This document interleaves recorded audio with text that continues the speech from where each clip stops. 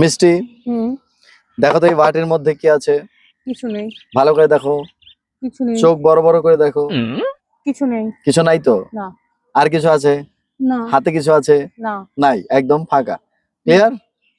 এবার দেখো, আমি এই বাটিটাকে একেবারে এই জায়গায় এভাবে রেখে দিলাম। চাপ দিয়ে ধরে থাকো একটু, ধরে রাখো। এখন এটা তো ফাঁকা ছিল, একটু ম্যাজিক করে দিতে হবে।